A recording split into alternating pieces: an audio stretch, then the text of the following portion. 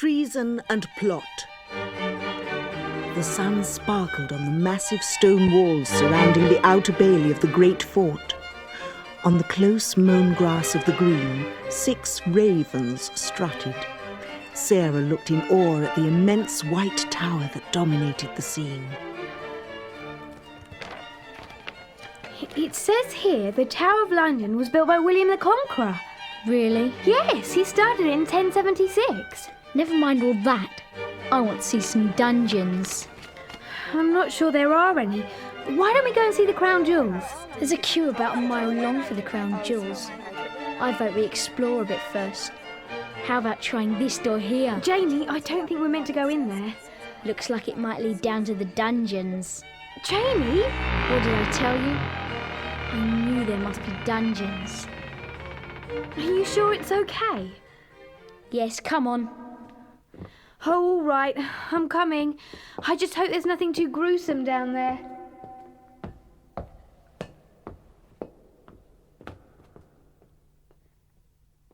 What was that? Oh, just someone being tortured on a rack. This is horrible. It's only an exhibition, silly. They're actors. It seems so real. I can't bear to look. Come on. Let's see what else is on offer. You coming? Boys, they're from another planet.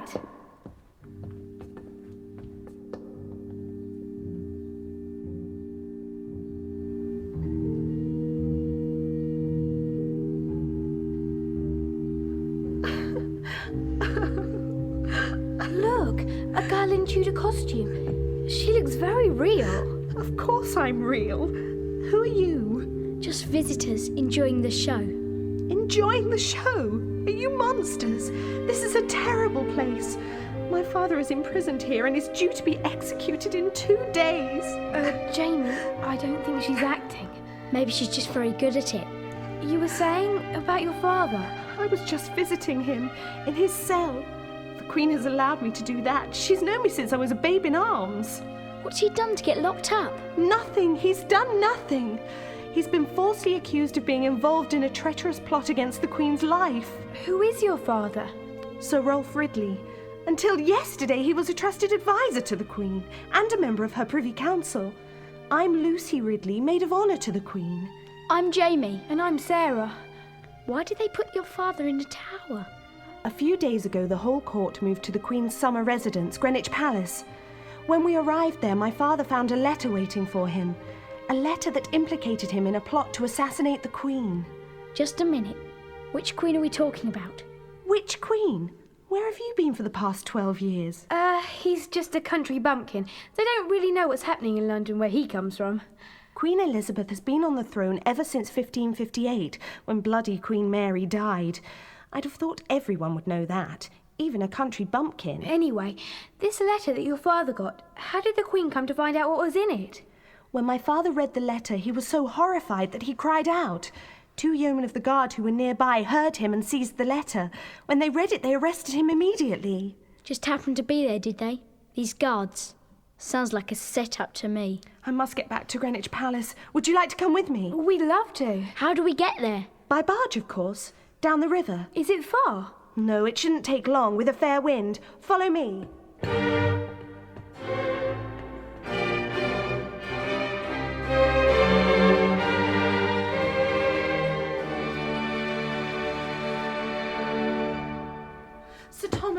Sir Thomas, have you any news? Did the Queen listen to you? My dear Lucy, I'm afraid the Queen was utterly unmoved by my pleas. I begged for your father's life on my knees, but nothing would sway her. Then my father's fate is sealed. My dear, you know that I would gladly lay down my own life if it would save your father, but when Gloriana's mind is made up, she is impervious to all supplicants. If there is anything else I can do for you at this time of trial, you only have to send word. Who's he? He looks like a film star in those fabulous clothes. Oh, that's Sir Thomas Manby, a new but valued friend of my father's, and also a member of the Privy Council these past 6 months. He's a bit of a smoothie, isn't he? I'm not sure I trust him. There's only one thing left I can do. What's that? I must speak to the Queen myself. Can we come? I don't see why not.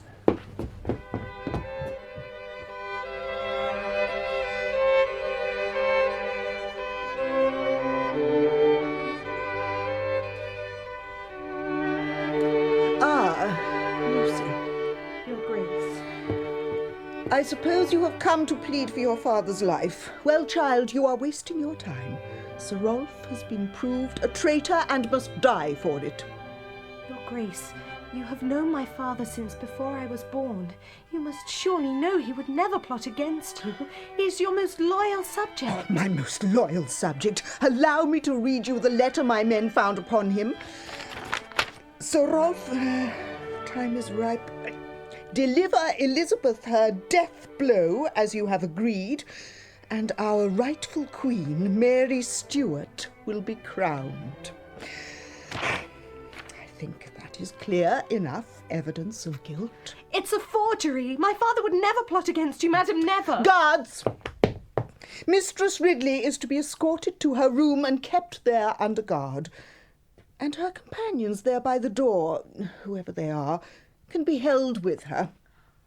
Oh, no, they can't. Come on, Sarah, run! Oh, after them, imbeciles!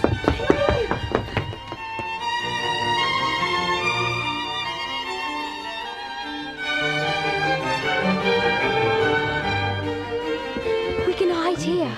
Shh, there's somebody there. Yes, my lord. I heard a voice. Listen. Come to the Queen's court.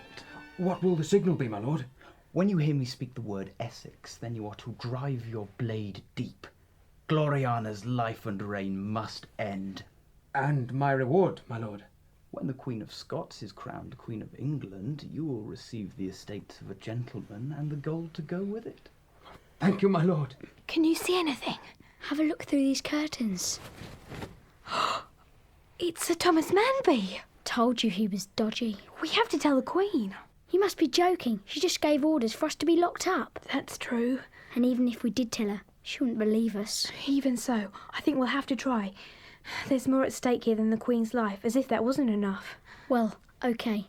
But I don't fancy our chances. Quick, they're leaving. Hide! Get behind this door.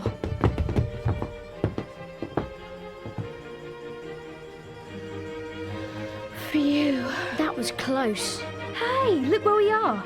In a room. Not just any old room. It's full of costumes and musical instruments. Yes, so? Don't you see? We can go and see the Queen in disguise, in some of these costumes. Oh no, if you think I'm putting on a pair of those green tights, you can think again. Come on, Jamie, it's our only hope. All right, pass them over then. I knew you'd do it. Here you are. How about this red jerkin to go with the tights? Great. Bright green and bright red. I'm going to stand out like a sore thumb. No, you won't. I'll be wearing a costume as well. What do you think of this dress? I'm sure you'll look lovely in it. What's this? A guitar? Probably a lute. I think I might take it with me. I'm ready. You coming? Nearly ready. Just got to do this dress up.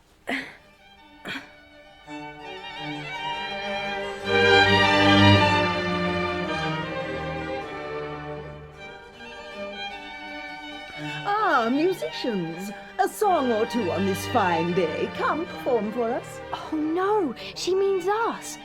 Oh, why did you have to bring that lute along? Seemed like a good idea at the time. Well, you better learn to play it pretty quickly. That's all I can say.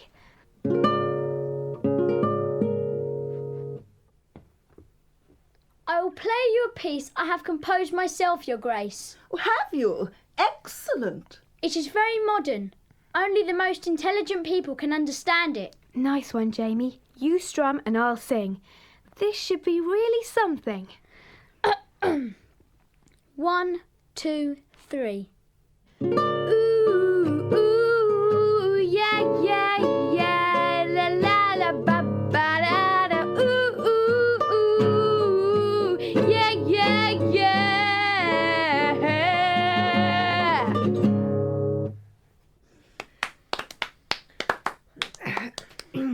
That was very interesting. Approach, musicians. I would like to know more of this modern music. I seem to recognize your faces, but I cannot quite recall where I have seen them.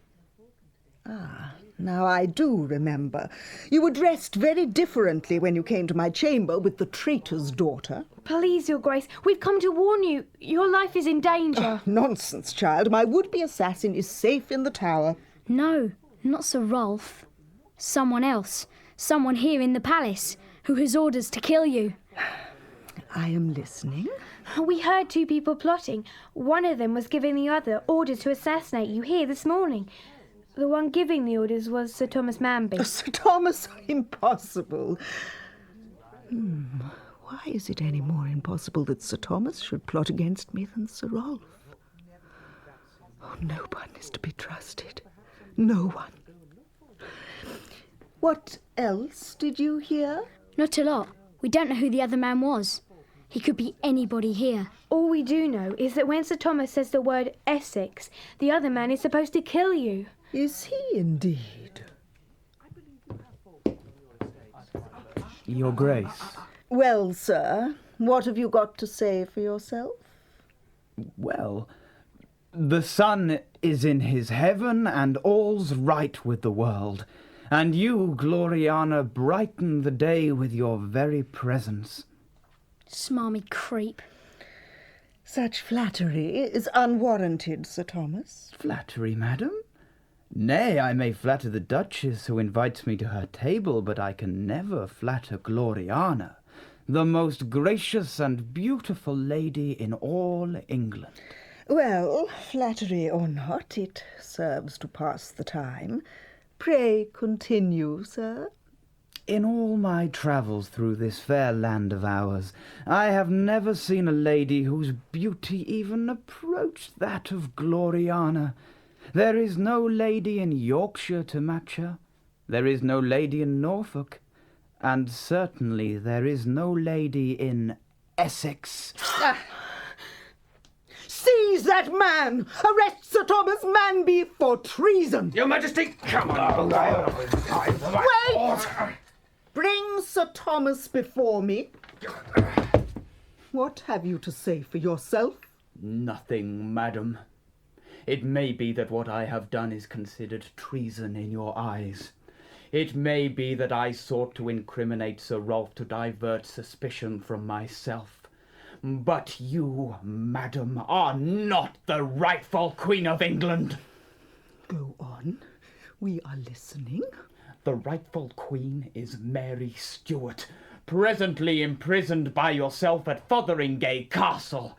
And I call on all good Catholics to rise up and rid the country of this Protestant wealth. Away with him! I never want to hear his voice again, or see his head upon his shoulders. Your Majesty, come on. Where is my lady? Time for us to go, Jamie. I think we've done our bit. Yeah, I fancy one of those ice creams from the store outside the tower. Me too. Come on, let's lead them to it. Send for Sir Rolf Ridley. I have misjudged the man. Oh, I'm surrounded by villains, but he is loyal and true.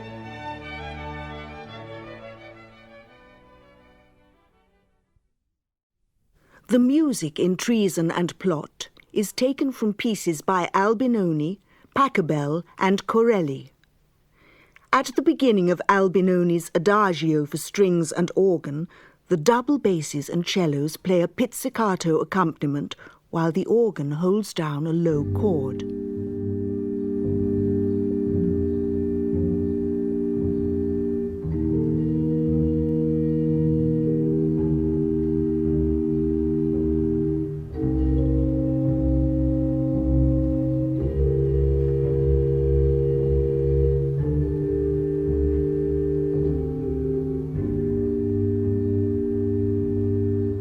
The first violins enter with a beautiful melody, while the second violins and organ echo with short phrases of their own.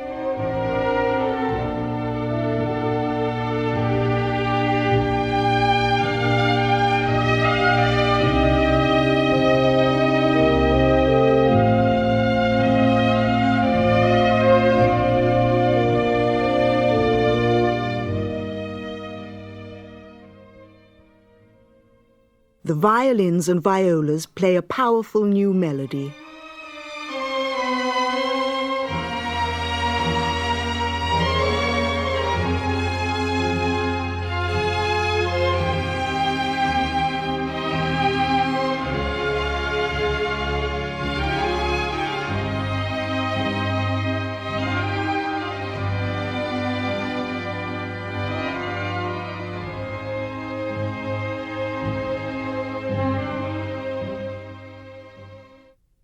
Pachelbel's canon begins with a series of chords played by organ and low strings.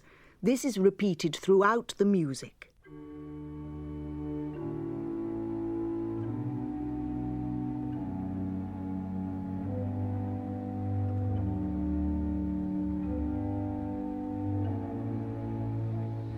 The first violins enter, playing a slow, descending melody.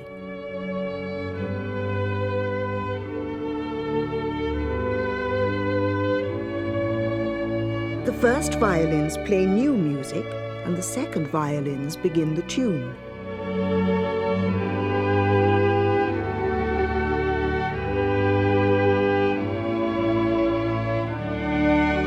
Finally, the third violins begin the tune.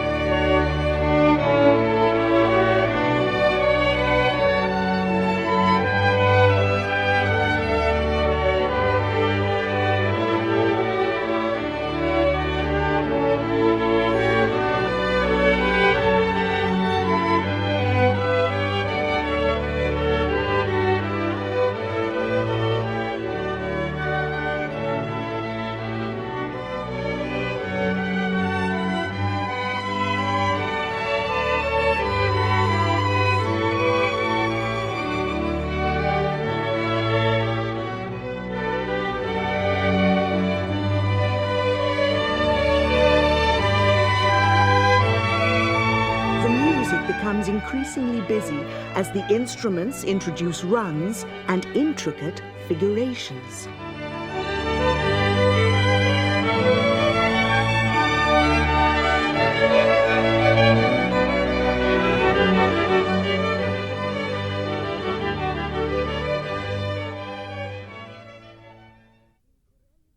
In Corelli's Concerto Grosso in G minor, the cello plays its own energetic music, while in the background we hear the tinkling sound of the harpsichord.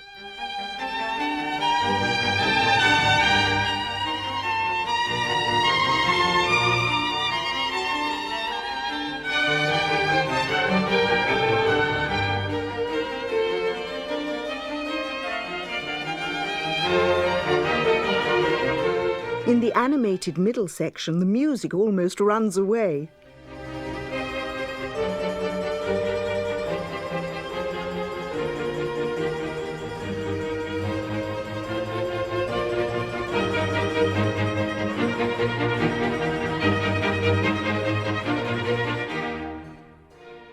The minuet is lively and bright, in keeping with the stately nature of the dance.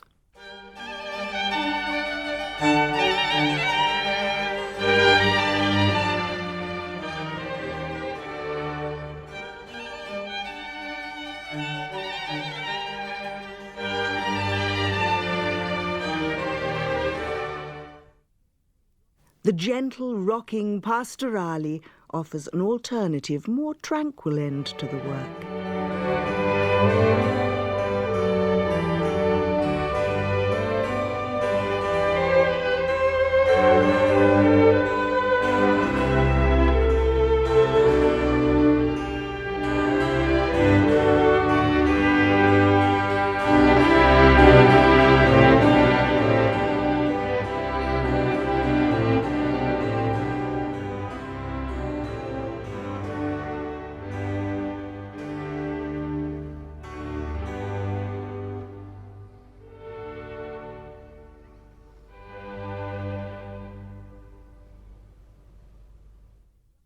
These are just some of the highlights of 3 pieces by Albinoni, Pachelbel and Corelli.